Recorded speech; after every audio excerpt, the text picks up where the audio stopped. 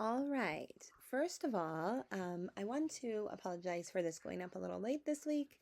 As you can tell by looking at me and probably hearing my voice, um, I've been really congested this week, and I was just hoping that it would clear up some before I recorded videos so that I wouldn't have pronunciation or diction issues. So I'm really sorry if you guys hear any pronunciation or intentional. Now, there was a new assignment posted today. It is under the next week's module, not under this week 9 one. It'll be in week 10. And it includes a docu-series on Netflix. If you do not have Netflix, please email me. I have been searching for alternatives to this. I'm hoping you all have Netflix because this documentary was significantly better than anything I've been able to find because it has experts from both sides of our government. So there's a lot of Republican experts on there. There's also a lot of Democrat experts, and I think that it's best when talking about issues like voting, that you guys get to hear a bipartisan thing. The issue that I'm finding with looking elsewhere for these same topics on YouTube and free services is that a lot of it is very partisan. And there's a lot that I would not show in my class, or it would require you to watch two videos instead of just one so that you get both sides of the issue and kind of for each episode. So there's like 3 different episodes that cover 3 different issues within voting, and they're just not as well done in a bipartisan way elsewhere. So please, there's instructions in there on how to email me and what email address to use if you do not have Netflix. Make sure that you do that, please. Moving on, today I'm going to talk to you about voting, participation, and social movements. What's going to be covered in the class today is voting in the U.S., current voting issues in the U.S., political participation in the U.S., and political movements in the U.S. So we're going to begin by talking about voting in the U.S. Voting in the U.S. is super interesting, right?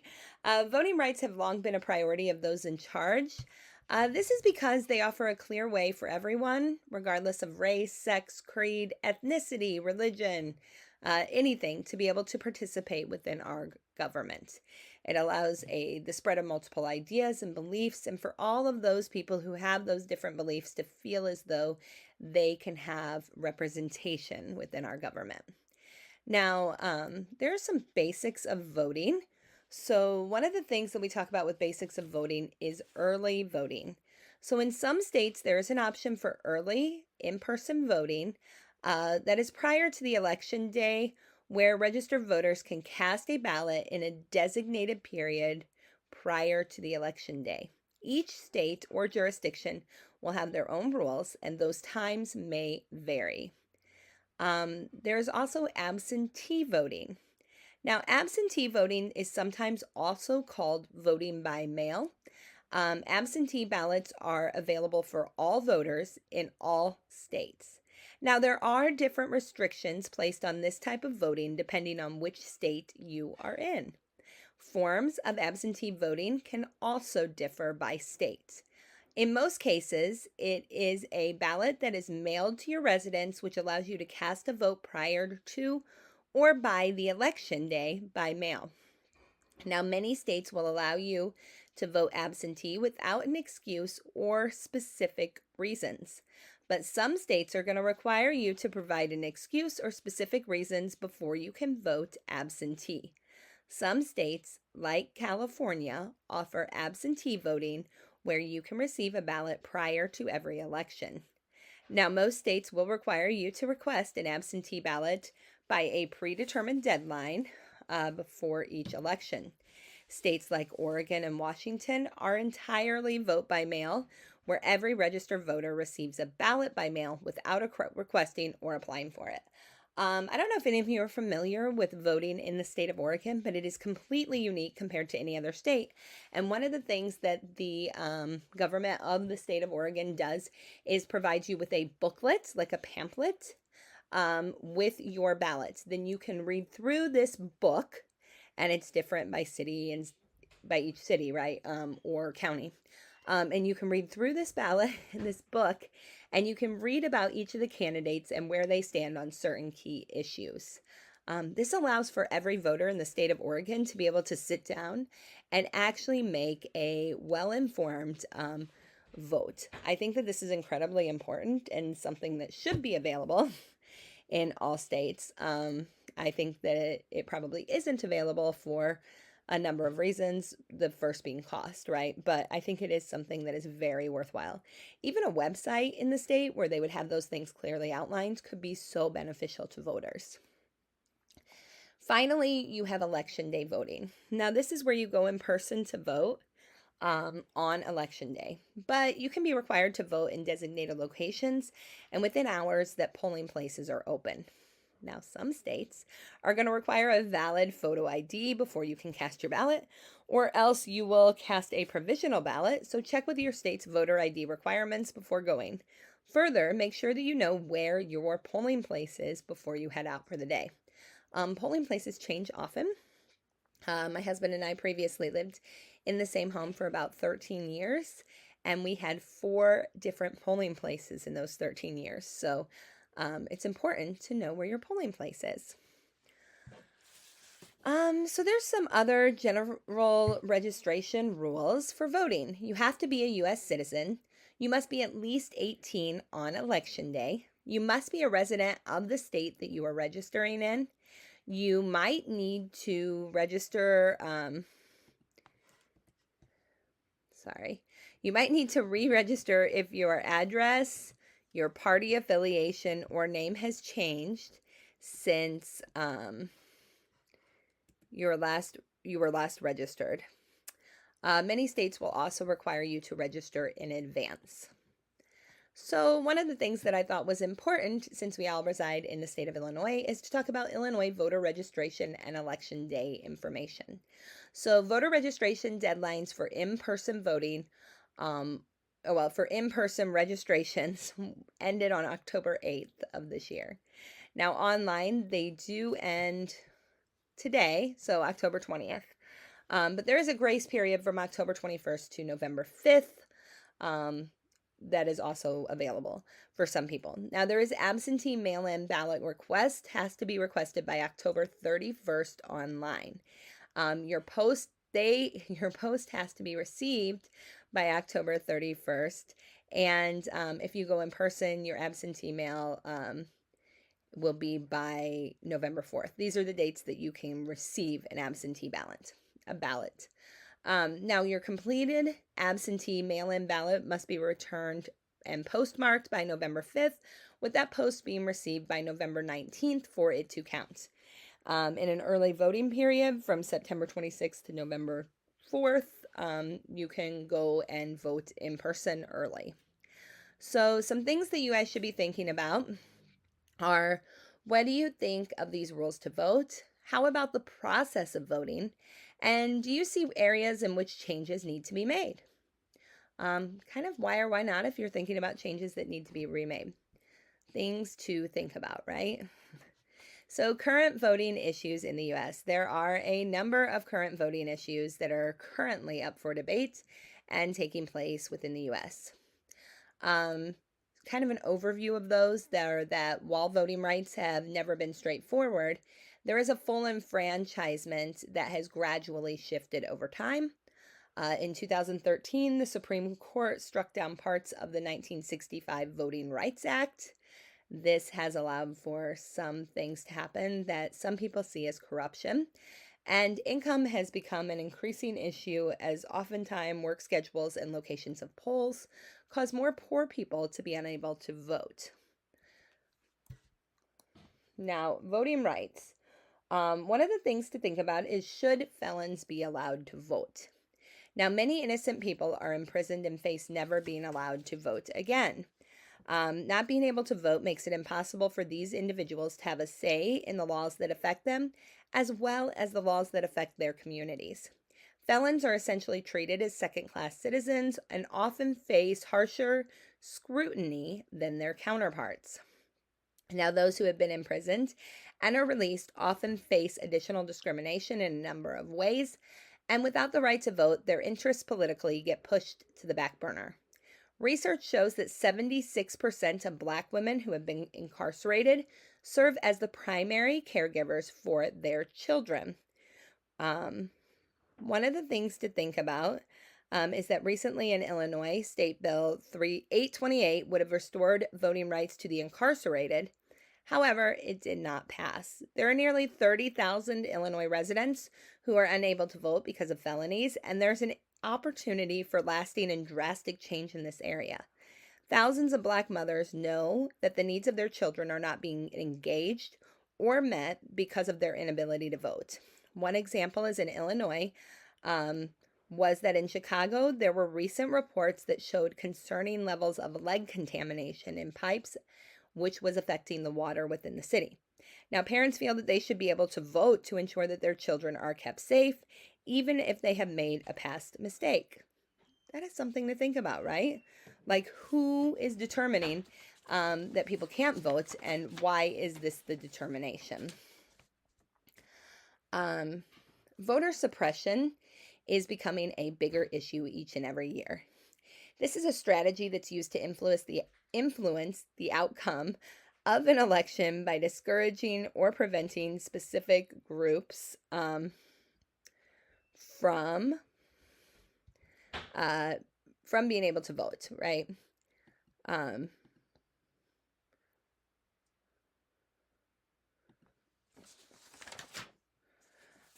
So there's some common types of voter suppression. One of these are discriminatory voter ID restrictions. Now, voter ID laws have long been debated in the United States. Supporters argue that these laws are necessary to prevent voter fraud and ensure the integrity of the elections. Now, in reality, it's a little more complicated, just like all things, right? So disproportionately, this impacts Black people, Native Americans, the elderly, and students, student communities, because it fails to address the real issues related to voter integrity, and the risk of voter fraud has often been given as an argument in favor of voter ID laws. However, voter photo ID laws are proven to be ineffective tools in fighting voter fraud, which honestly rarely ever takes place. Now, voter photo ID laws aim to prevent in-person voter impersonation, which almost never happens. The rate of in-person voter impersonation is incredibly low, and just 0.00004% of all ballots cast. And more common forms of voter impersonation occur in mail-in voting, but these are also very rare. However, the voter ID laws do not prevent those issues at all. And even though they're incredibly rare. Between 2000 and 2020, there were 193 criminal convictions for voter fraud out of more than 250 million votes cast by mail. While these laws are ineffective, they also promote voter suppression and are actually traceable to the Jim Crow era laws that prevented African Americans in the South from being able to vote. However, it is important to remember that this is not just impacting African Americans, but also those living in rural areas, Native American communities, low income, and the elderly. Photo IDs are not as common as most people assume. 18% of citizens over the age of 65 have photo IDs. 16% do not have photo IDs. 16% of Latino voters, 25% of Black voters, 15% of low-income Americans all have no access to photo IDs. Now, rural voters can face barriers that are significant to being able to obtain the documentation needed to obtain a photo ID. Anyone who gets married or divorced and hasn't updated their ID would be ineligible to vote. Students who use a primary address and use student IDs but have not updated to their school address on their IDs or driver's license, which is not a requirement by law, would be ineligible to vote at their temporary addresses. There would also be little to no evidence that these laws would impact illegal voting, and there's a whole lot of evidence that they would instead reduce the turnout among the most vulnerable and marginalized populations. So that is one of the common forms of voter suppression are these discriminatory voter ID restrictions. Discriminatory proof of citizenship restrictions are also a real issue. Now, this is requiring proof of citizenship, which would leave millions unable to vote. More than 9% of the Americans who are of voting age recently reported in a study done by the University of Maryland that they do not have proof of their citizenship readily available to them.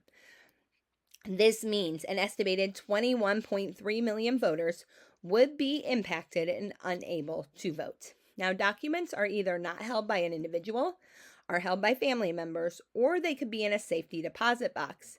There's also a racial disparity with about 8% of self-identified white American citizens not having these documents and nearly 11% of Americans of color who also do not have these.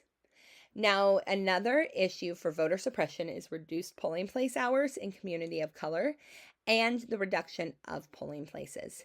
Now, polling place closures and hour changes have been shown to have disparities among different racial and ethnic neighborhoods.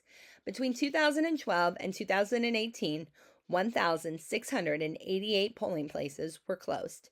Many of these are in areas that have been covered by Section 5 jurisdiction, which applies to the jurisdictions that have a history of race discrimination in voting.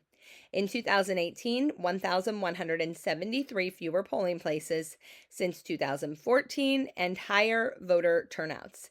Texas is a really good example of this issue. Texas has 39% of the population that is Latino and 12% of the population that is African American. And they closed 750 polling places, the most out of any state. Now, Dallas County had 74 closures alone, with 41% of the Latino population and 22% of the African American population. The Shelby versus Holder decision gutted key voter protections, and in 13 states, there have been 1,688 polling places closed. Now, there are also issues with the illegal purges of voters from the rolls. Now, many states have purged voters from the rolls. Republicans claim to be fighting fraud. Democrats claim that this movement is unfair and highly biased, that there is a flawed process of cleaning up voter polls by deleting names from the registration lists, and that election officials are often tasked with making sure that the outdated registrations and ineligible registrants are no longer listed as eligible. This means that they do not receive the absentee ballot and may show up to vote on election day and find that they can't cast a ballot. Now, during the past 20 years, jurisdictions have increased the rate by which they purge voters. Over 19 million voters were removed from the polls between 2020 and 2022. This is an increase of 21% compared to 2014 to 2016, which was an increase of 33% from between 2006 and 2008. Now, the heightened risks associated with these purges are that they could be inaccurate and could prevent eligible voters from casting their votes. Oftentimes, this is doing so outdated or with inaccurate information. The final current voting issue that we're going to talk about today is illegal voting. Now, today there is a very persistent false narrative about the spread of illegal voting. There is absolutely no credible evidence for the claims that are being made. People who vote as non-citizens face severe consequences. It is illegal for non-citizens to vote in federal or state elections, and the federal voter registration form asks registrants to affirm under penalty of perjury that they are eligible citizens. Those who make false statements could be fined, imprisoned, or even deported. Non-citizens who register also lose their ability to ever become U.S. citizens. Sorry, I need to grab a drink real quick.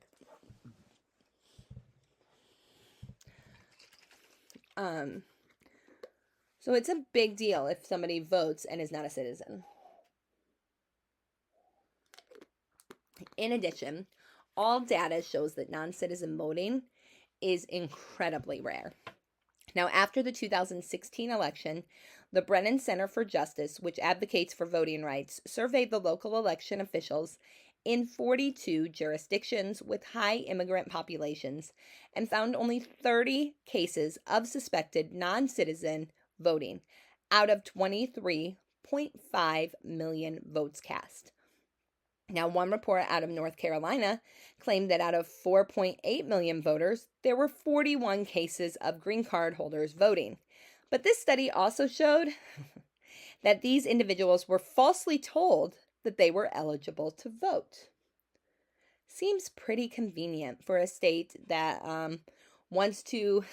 has a higher rate of deportation than other states and a lower rate of immigration, as far as like positive immigration experiences, that would be a state where people would be told that they could vote when they couldn't. And then the punishment for voting when you shouldn't vote is to be deported, right? One of these things that made me go, when I was doing research for this lecture. So, in addition, many of these studies that fuel these false claims are very flawed. In fact, what a lot of false claims today use is a 2014 paper by researchers at Old Dominion University, which has been widely contested by experts and has helped fuel these exaggerated claims about non-citizen voting rates. Now, this study was led by Jesse Richmond and drew conclusions from an online survey known as the Cooperative Election Survey. Now, a small number of respondents had indicated that they were non-citizens when they had voted, and this used data that an estimated 6.4% of non-citizens voted in 2008. But what was not told in this study is that and what these researchers are being accused of is using methodologically unsound choices because it only used a very small subset of people. This includes those who checked the box that they were not citizens, but it is highly suspected that many who checked this box actually did so by mistake. There was like an issue with how the boxes lined up on the survey where you very easily could check non-citizen and feel like you were checking citizen because of how they lined up. So one of the things to think about is that over 200 political scientists wrote an open letter that rejects this paper. But there are a number of claims that have been made in favor of this research, which has been manipulated to continue to make the rate of illegals voting considerably higher than what is actually happening. Most people who are arriving in the U.S. do not have a path to citizenship. There is a false narrative being spread that those who are arriving at the border are given a sped-up process to become citizens under the Biden administration. This includes that these individuals are able to vote. However, the vast majority of migrants have no path to citizenship. Even those who are granted asylum will have to go through a process that can take more than 10 years to become a citizen. Now, the changes to asylum protocols under the Biden administration have actually made it harder to seek asylum. So that is one thing that I find highly interesting, is that even though it's harder to seek asylum, we're still seeing this narrative that this administration is pushing for illegals to be able to vote. There are also misleading claims that can undermine confidence in the 2024 elections. This type of misinformation is incredibly dangerous and is laying the groundwork for a potential contesting of the election by Trump if he doesn't win. Now, this is according to David Becker, who is the executive director of the Center for Election Innovation and Research.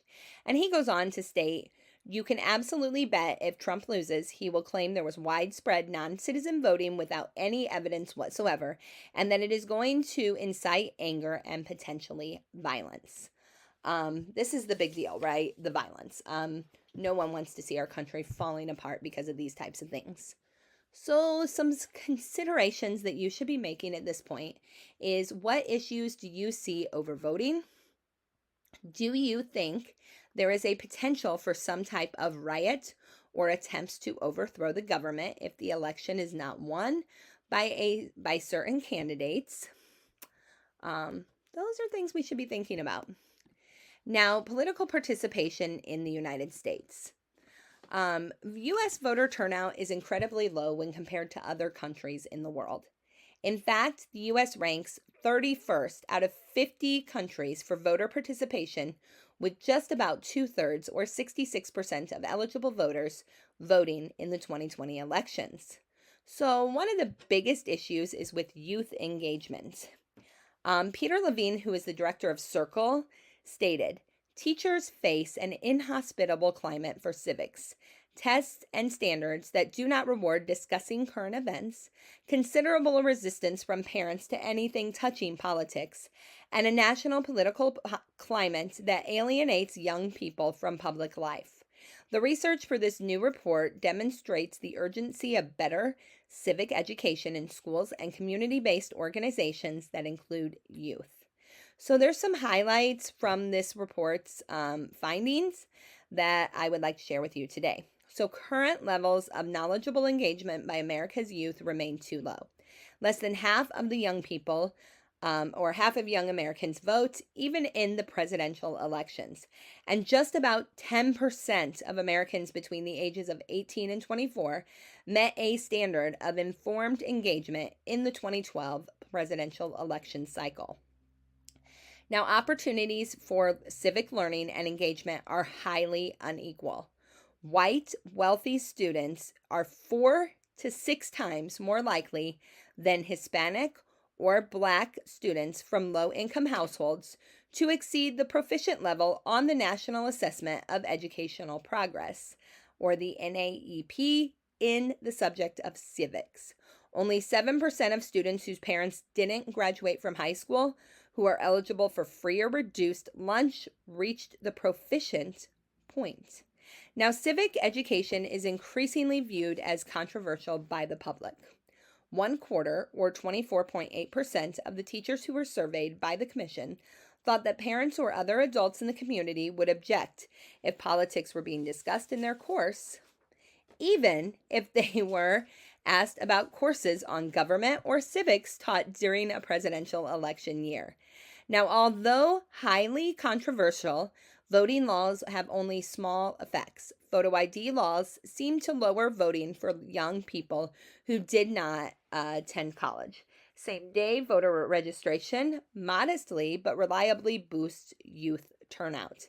The overall effects of these laws are small compared to the larger challenges to engaging youth in democracy. Now, research shows that civics education works, discussing controversial issues, engaging in service, learning if it involves discussions of root causes, being contacted by parties and campaigns, and participating in extracurricular groups all predict good civic outcomes for students. This is according to Trey Grayson, a former Kentucky Secretary of State, who is a Republican from the state of Kentucky, and director of the Harvard Institute of Politics and members of Circle's Commission on Youth Voting and Civic Knowledge.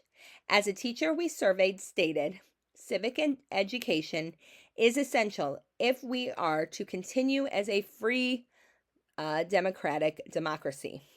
Now, Levine adds to this, stating, all young Americans should be informed and responsibly involved in politics and civic life, and engaging the next generation is the best long-term solution to the problems of polarization, incivility, and dysfunction in national politics. Now, to break these current patterns, the report recommends policymakers must embrace innovative and collaborative approaches to civic engagement, with examples of recommendations from the report, which include lowering the voting age to 17 in municipal or state elections so that the student can be encouraged to vote while they're taking a required civics class. Policies that support teachers' obligation to include discussions of content, controversial political issues in the curriculum, assigning students to read and debate news in class, and encouraging them to discuss with their parents and other adults who are important in their lives. Now, state standards for civics that focus on developing advanced civic skills, such as deliberation and collaboration, rather than memorizing facts. And badges for excellence in civics, these portable online certificates would demonstrate advanced civic skills and collaboration rather than the memorization of facts. Badges for excellence in civics, these portable online certificates would demonstrate advanced civic skills, knowledge, and actual contributions. The good news is that newly eligible voters are still excited and eager to participate and vote. Now, the things that you should be thinking about is, what do you think that these claims about the education of the youth and the claim that the youth are likely to vote mean? Right? They're not saying that you're unlikely to vote. They're saying you're likely to vote if you are a young person. So, political movements in the U.S. This is where we are going to end today. These are kind of common and current political movements. The political social movements in the U.S., here's a quick overview. Movements that are aimed to establish or broaden the rights of subordinate groups. Many different political social movements are happening in the U.S. today. And there are 4 different types of political social movements. The first type are alternative social movements. Now, these are limited in their scope, and they have specific members or specific individuals who are part of these groups. We also see reformative social movements. These are also very limited in their scope, but they are open to everyone. Any person can be a part of these movements. Sorry, I just got a notice that my computer is going to die. I'm gonna have to move over some. Sorry. I just don't want to have to re-record this because it dies in the middle. I've had that happen before. It is not a fun experience.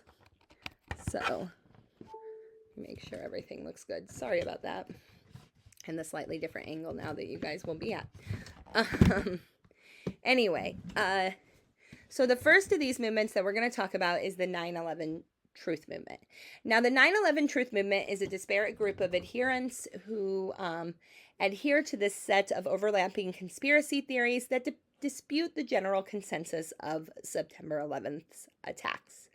Now, the general consensus of these attacks are that a group of Al-Qaeda terrorists hijacked 4 airliners and crashed them into the Pentagon and the original World Trade Center Twin Towers. This is a group of people who believe all of those conspiracies that you hear about 9/11, which are, there's no evidence or basis of truth within them. Now, the Occupy Wall Street movement begins on September 17th of 2011, and it was began as a way of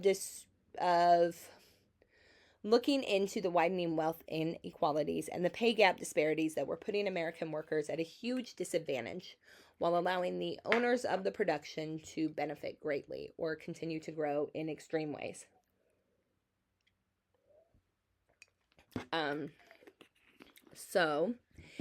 This movement, the Occupy Wall Street movement, is no longer in existence as a movement, but these ideas on inequalities within wealth as well as pay gap disparities are still very prevalent today.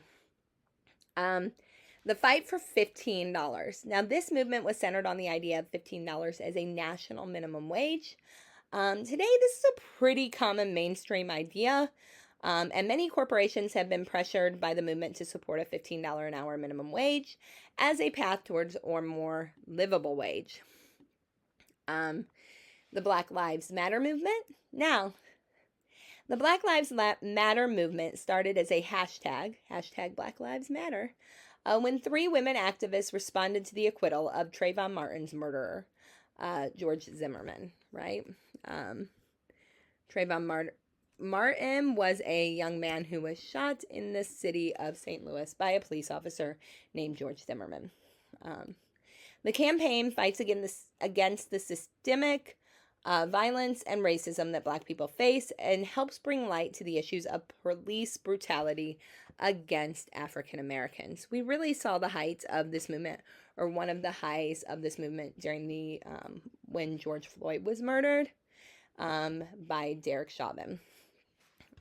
So there was the Women's March and the Me Too movement. Now, the Women's March was the largest protest in U.S. history, with 4+ million people across the U.S. marching together. This happened on January 21st of 2017, right after President Trump took office, and really re-energized the women's movements. Now, this is the first place that pink pussy hats were seen, and those pink pussy hats did become the symbol of this movement. Now, the Me Too movement started about 10 years prior and grew to great exposure after the Women's March and with the sexual abuse allegations of Harvey Weinstein. Did continue, and we still see the Me Too movement continuing to grow. Now, the Dreamers are the immigrant students who were brought to the U.S. as children. And the Dreamer movement really was when these children grew up and demanded to be treated as full-scale citizens. So in December of 2010, there was the DREAM Act that went into place. Now, this gave a clear path to citizenship and was passed in the House, but failed to reach the 60-vote threshold in the Senate. Now, this movement pushed California, and in July of 2011, the California DREAM Act would go into place and would give undocumented students across access to private college scholarships for state schools. Now, other states followed. Illinois is one of those states. They have some scholarship opportunities for Dreamers.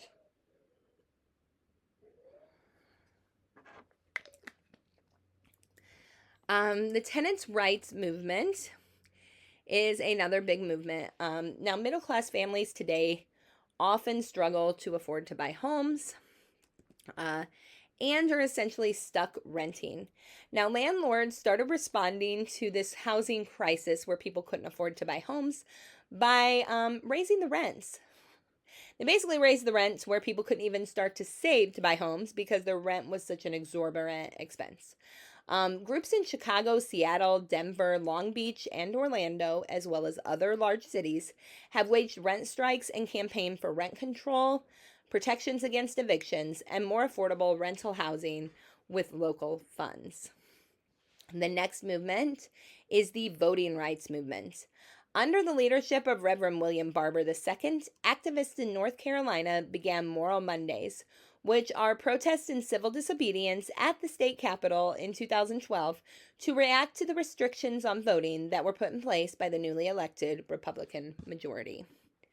The environmental activism and Green New Deal began in 2012 by student activists, people just like you, on college campuses who began demanding that their institutions divest stock in corporations that profit from the use and abuse of fossil fuels. Now, more than 1,150 institutions with more than $11 trillion in assets commit to divest from fossil fuels. There was the March for Our Lives on February 14th of 2018 when gunmen opened fire at Marjorie Stoneman Douglas High School in Parkland, Florida. 17 students and faculty were killed, and 17 others were injured. Now, students initiated a march to stand up to the mass atrocities of school gun violence and the murder of innocent students. Since Sandy Hook's 2012 elementary shooting, in which 27 children and teachers lost their lives,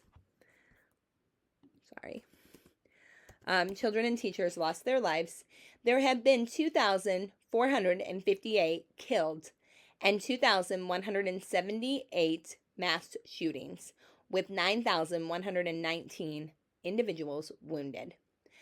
1.2 to 2 million protesters turned out for this event. Finally, we see the Indivisible movement. After the 2016 election, a few former congressional staffers posted a 23-page handbook entitled Indivisible, a practical guide for resisting Trump's agenda, which they called bigoted and anti-democratic. More than 6,000 chapters of Indivisible were soon in existence, and those chapters worked together to help get a large number of minority peoples elected. This increased the minority voice in both our House and Senate, as well as within state and municipal governments. So I hope this clears up issues with voting for you guys.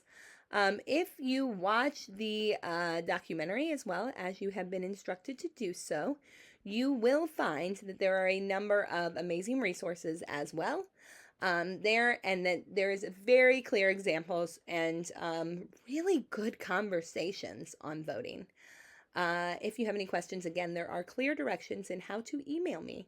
Make sure you follow those directions, because not all of my messages that I send to students from Canvas are reaching my students.